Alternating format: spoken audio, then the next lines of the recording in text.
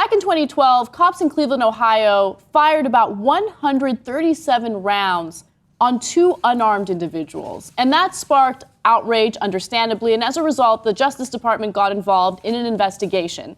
Now, after a year-long investigation, Eric Holder and the Justice Department found that there are deep flaws within the Cleveland, Ohio Police Department. There is a pattern of excessive force, and they drew it out for everyone to understand exactly what's going on within that local police department. So first, let me give you a statement from Eric Holder. The Justice Department has closely examined nearly 600 use of force incidents that occurred between 2010 and 2013, including incidents involving the use of lethal and less than lethal force. We have determined that there is reasonable cause to believe that the Cleveland Division of Police engages in a pattern or practice of using excessive force in violation of the Fourth Amendment of the U.S. Constitution, and as a result of systemic deficiencies, including insufficient accountability, inadequate training and equipment, ineffective policies, and inadequate engagement with the community.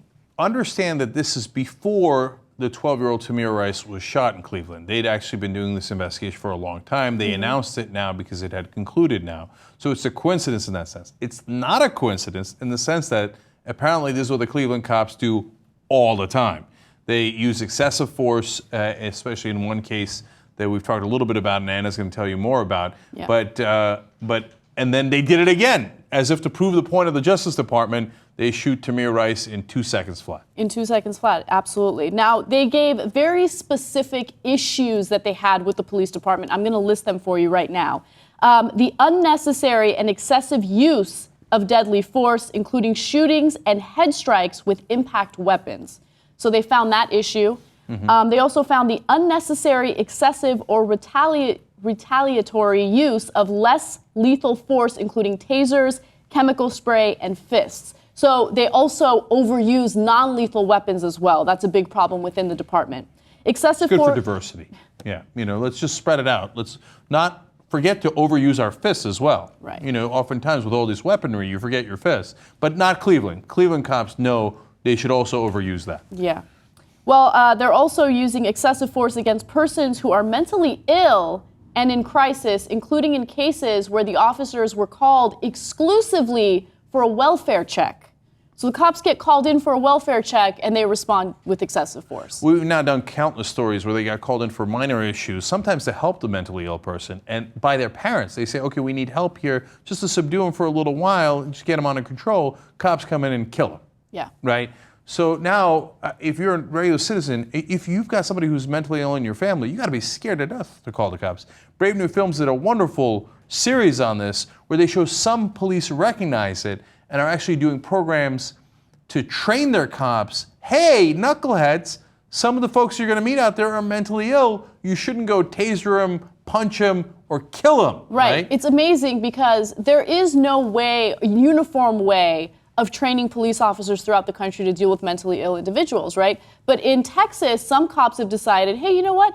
We haven't really trained our officers on this at all, so why don't we focus on training them?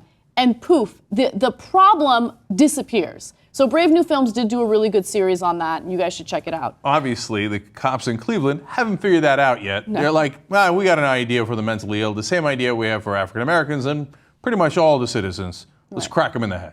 Right. What sounds more fun, though, education or cracking people in the head? And that's, of course, seriously one of the problems here. A lot of guys who sign up, this is part of Jimmy Dore's point. They sign up because they want to crack guys in the head and they want to be able to do it legally. And then finally, they found the employment of poor and dangerous tactics that placed officers in situations where avoidable force became inevitable. So that's, again, perfect as a description of what happened afterwards in the Tamir Rice case, right? Because if the cops pull up by the curb, they have a chance to get behind their car and ascertain whether it's a real gun or a toy gun or whatever the situation might be. Instead, they don't avoid that. They pull right up next to the kid.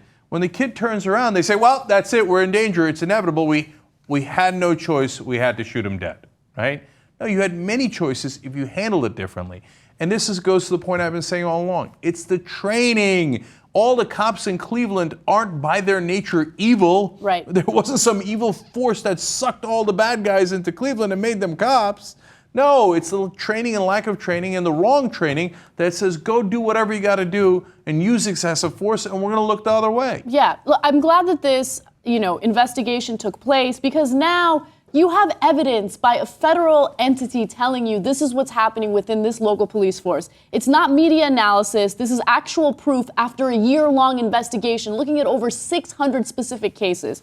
So this is something that people need to take into account and understand, that there's something broken within the culture of these local police departments throughout the country, right? Now, so what's the solution? What are they planning on doing? Cleveland will now join other U.S. cities like Seattle, Albuquerque, and New Orleans, subjected to federal oversight through a consent decree to make sure they improve their policing. So now the government's getting involved to make sure that they are doing their jobs, that they're not using excessive force, which is all fine and dandy, but there needs to be a widespread solution to this, not going into specific police departments after someone gets shot 137 times when they're unarmed. We've got to change our mindset. I mean, in that Cleveland case, the case that Anna's referring to, 130 shots, 2 people unarmed, okay? One of the cops apparently gets on top of the car and starts shooting through the windshield. They put 20 bullets in each person when they were unarmed. Gee, I wonder if Cleveland has a culture that allows for and encourages excessive force.